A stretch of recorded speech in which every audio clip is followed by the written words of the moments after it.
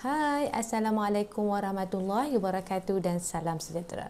Bertemu lagi dengan saya Cikgu Wan Zamzarina binti Jalaluddin dalam kelas PDPR Bahasa Melayu tahun 4 SK.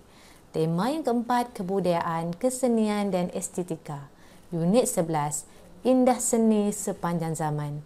Tajuk, Halwa Betik dalam standard pembelajaran 5.2.1 dalam kurungan 1 Romans. Dari segi standard kandungan 5.2 ini, kita akan memahami dan menggunakan bentuk kata mengikut konteks. Dari segi standard pembelajaran 5.2.1, huruf Roman 1, memahami dan menggunakan kata berimbuhan mengikut konteks, iaitu kita akan mempelajari imbuhan awalan. Dari segi objektif pula, pada akhir pengajaran dan pembelajaran, murid dapat menggunakan 9 kata imbuhan awalan di dalam teks yang diberikan dengan betul. Dari segi kriteria kejayaan, murid dapat menggunakan 7 daripada 9 kata imbuhan awalan di dalam teks yang diberikan dengan betul secara individu. Jom murid-murid, tentu murid-murid dah bersedia untuk belajar pada hari ini. Kemahiran tata bahasa, kata berimbuhan awalan. Murid-murid boleh buka buku teks halaman 76 dan 77 tentang halwa betik. Baiklah murid-murid, ini ialah paparan teks dan bahan grafik yang terdapat di dalam buku teks kalian. Cara-cara untuk menghasilkan halwa betik. Ya, kita perlu membaca dan memahami dahulu teks yang diberikan. Seperti biasa, cikgu akan menemani kamu membaca teks ini dan kamu bolehlah melengkapkan dahulu kata imbuhan awalan yang perlu dilengkapkan di dalam teks yang diberikan. Okey, sudah bersedia? Okey, kita baca bersama-sama. Halwa betik. Balqis sedang meneliti buku resepi. Dia berminat untuk membuat halwa betik berdasarkan panduan yang diberikan. Okay, sebelum tu kita lihat dulu bahan-bahan yang perlu digunakan untuk menghasilkan halwa betik. Yang pertama, sebiji buah betik muda. Yang kedua, 3 sendok gula mengikut tahap kemanisan. Yang ketiga, 1 sudu kapur sirih. Kemudian di sini, gunakan tempat kosong dalam kurungan warna mengikut cita rasa. Ini bahan-bahan yang perlu kita guna untuk menghasilkan halwa betik. Kita tengok langkah yang pertama. Basuh buah dan buang kulitnya. Potong mengikut kehendak. Ya, kamu boleh melihat grafik yang diberikan dalam buku teks. Yang kedua, setelah tempat kosong dalam kurungan hiris, kempingan betik boleh dibentuk mengikut kreativiti. Tempat kosong ukir dan anyaman boleh dibuat pada kepingan betik. Okay, ya. Ini langkah yang kedua. Langkah yang ketiga, kepingan betik perlu tempat kosong dalam kurungan rendam di dalam air kapur selama 1 hari. Yang keempat, kepingan betik tersebut perlu tempat kosong dalam kurungan bilas dengan air yang bersih. Grafik yang kelima, kemudian celur kepingan betik di dalam air yang tempat kosong kurungan didih selama 2 hingga 3 minit. Grafik yang keenam, pastikan kepingan betik benar-benar kering setelah tempat kosong kurungan tus. Yang ketujuh, setelah sejuk, kepingan betik perlu direndam di dalam air gula. Tempat kosong kurungan laku. Proses di atas sehingga gula menyaluti kepingan betik. Proses ini boleh dilakukan tempat kosong dalam kurungan ulang kali.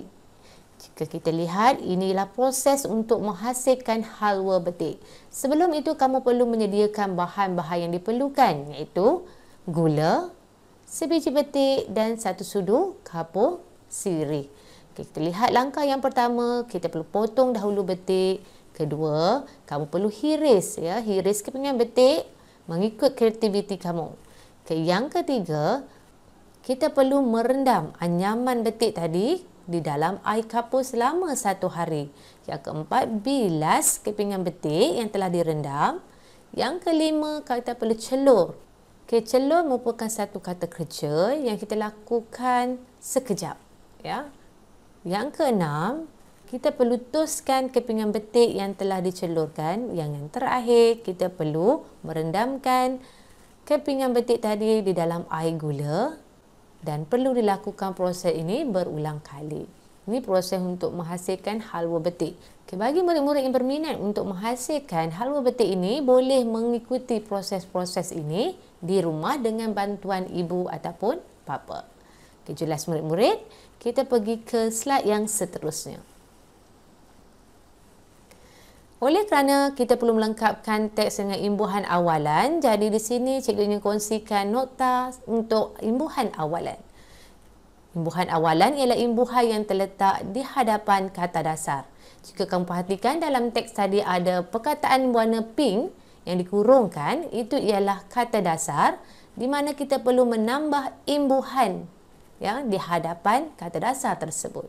Okay, mari kita lihat. Okay, imbuhan awalan. Ya. Imbuhan awalan ada di, meng yang terdiri pada mem, menge. Okay, awalan per, pel, per,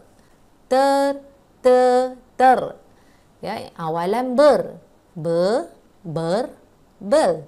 Okey, awalan ke, awalan pen, pem, pen, peng, dan awalan se.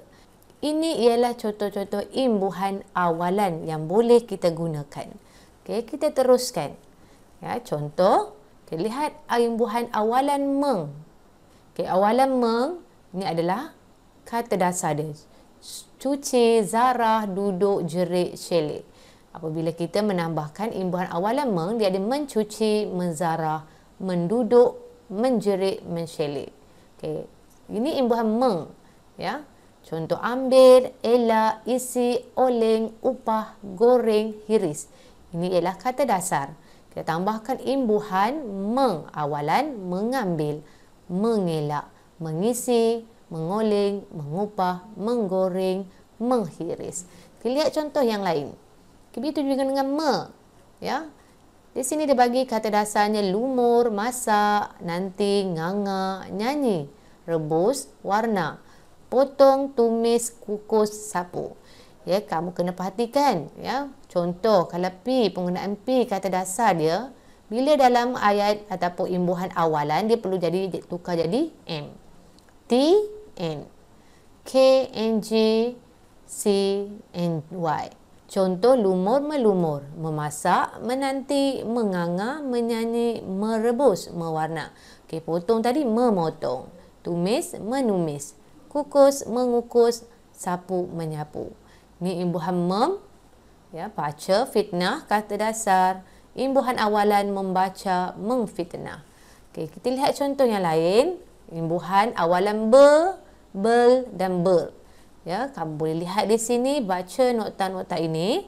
Contoh ber digunakan untuk kata dasar yang berhuruf awal R. Ya. Jadi rasa, berasa, rehat, berehat, runding, berunding. Bel digunakan hanya untuk kata dasar ajar, belajar. Ya. Formula-formula ini kamu perlu hafal ya untuk mengelakkan kesalahan dari segi ejaan imbuhan. Ber digunakan untuk semua kata dasar kecuali yang berhuruf awal R. Cakap, bercakap, jumpa, berjumpa, lari, berlari dan sebagainya ya. Okay, lihat contoh imbuhan pen. Ya, disebagi pen, huruf awal L, M, N, N, Y, R dan W. Contoh ladang, peladang, malas, pemalas. Pem, B dan F. Ya, baca, pandu. Tapi bila dalam imbuhan kita gugurkan huruf P. Ya, P itu digugurkan. Kalau pembaca, baca, pembaca. Pandu jadi pemandu. Pen, okay, C, D, J. T, kalau kita guna T digugurkan. Ya, terbit, penerbit. Okay, peng, A, E, L, O, U, G, H. K digugurkan. Contoh karang. Ya, kata dasar dia karang, jadi pengarang. Penge, kata ikat suku. Bom, pengebom. Okay, peng, S digugurkan sapu, penyapu. Ya. Okey, kita lihat yang seterusnya. Okey, ter digunakan untuk dasar yang berhuruf awal R. Rasa, terasa, rendam, terendam, rancang, terancang. Ter digunakan untuk semua kata dasar kecuali yang berhuruf awal R. Lewat, terlewat, mahal, termahal, pegun, terpegun. Ya, ini konsep ini kita perlu fahamkan sedikit demi sedikit supaya bila kita menggunakan imbuhan kita dapat mengejutnya dengan betul. Okey, jelasin murid-murid. Nanti kamu boleh tengok balik video cikgu untuk memahami nokta yang telah diberikan ini berulang kali. Kita teruskan pembelajaran kita pada hari ini. Okey, aktiviti pertama kita perlu menggunakan kata imbuhan awalan dengan betul. Tadi nokta cikgu dah ceritakan imbuhan awalan terletak di hadapan kata dasar. Jadi mari kita lihat dahulu perkataan-perkataan yang mengandungi imbuhan awalan dalam ayat ini. Yang pertama, meneliti. Ya, kata dasar dia teliti. Berminat, kata dasarnya minat. Membuat, kata dasar dia buat. Okey, kehendak, kata dasarnya hendak. Okey, mengikut, kata dasarnya ikut. Jadi kita perlu melengkapkan imbuhan pada ayat yang pertama ini. Gunakan tempat kosong dalam kurungan kata dasar warna mengikut cita rasa. Apa jawapan murid-murid? Ya, mari kita lihat sama tak dengan cikgu. Okey, gunakan pewarna mengikut cita rasa. Ya, kita tambahkan imbuhan pe. Okey, jelasin murid-murid. Kita teruskan pada aktiviti yang seterusnya. Okey, grafik yang kedua. Setelah tempat kosong hiris kata dasar, kepingan betik boleh dibentuk mengikut kreativiti. Ya, jadi kita lihat apakah jawapannya. Okey, dihiris, ya, imbuhan di. Okay, kita teruskan. Ya, ukir kata dasar dan anyaman boleh dibuat pada kepingan betik. Ya. Okey, di sini ia menggunakan kata imbuhan akhiran an. Ya, ukiran dan anyaman boleh dibuat pada kepingan betik. Ya, jangan kamu letakkan semuanya tempat kosong itu dengan imbuhan awalan. Ya. Kamu perlu berhati-hati untuk memastikan imbuhan yang bersesuaian perlu digunakan dengan kata dasar tersebut. Okay, kita beralih grafik yang ketiga. Kepingan betik perlu direndam di dalam air kapur selama 1 hari. Okay, di sini imbuhan awalan di. Okay, kita teruskan dengan imbuhan lain dalam teks ini. Dibentuk, ya, dibuat selama. Ya, ada juga penggunaan imbuhan lain dalam frasa yang diberikan. Kita teruskan pada grafik yang keempat dan yang kelima. Kepingan betik tersebut perlu tempat kosong kata dasar bilas dengan air yang bersih. Okey, apakah imbuhan awalan yang sesuai? Dibilas, ya. Kemudian yang kelima, kemudian celur kepingan betik di dalam air yang mendidih selama 2 hingga 3 minit. Okey, ya, ini imbuhan me. Ada tak imbuhan lain dalam teks ini? Tersebut. Ya. Tersebut. Okey, ada yang lain, ya. Contoh selama kita dah gunakan pada yang sebelumnya. Kita teruskan pada grafik yang ke-6 dan yang ke-7. Pastikan kepingan betik benar-benar kering setelah ditus, ya. Kita nak tus sesuatu benda mesti menggunakan penapis, ya, supaya air dapat dikeringkan daripada benda yang kita ingin dapatkan. Okey, yang ketujuh, setelah sejuk, kepingan betik perlu direndam di dalam air gula. Lakukan proses di atas sehingga gula menyaluti kepingan betik. Proses ini boleh berlaku. Proses ini boleh dilakukan berulang-ulang kali. Jadi di sini kata imbuhan awalan ditus dan berulang. Okey, kata dasar yang lain direndam sehingga. Okey, lakukan ialah imbuhan akhiran, ya. Kena berhati-hati semasa mengisi imbuhan ini pada ruangan kosong. Okey, jelas murid-murid, imbuhan awalan, ingat, imbuhan yang wujud di hadapan kata dasar.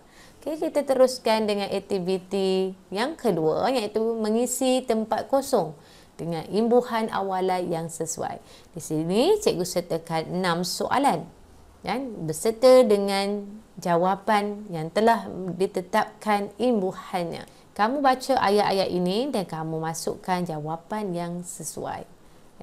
Lakukan kerja ini dan tampalnya di dalam buku yang cikgu tetapkan di dalam modul. Jelas ya murid-murid? Jika jelas, cikgu ingin kongsikan nilai murni kita pada hari ini iaitu kerajinan. Contohnya pada waktu-waktu sekarang, sekiranya pada waktu petang kamu mempunyai kelapangan, kamu bolehlah menghasilkan halua betik itu untuk dijamu pada ahli keluarga kamu. Minta ibu bapa kamu sediakan bahan-bahan yang diperlukan dan kamu ikutlah proses yang kita pelajari pada hari ini.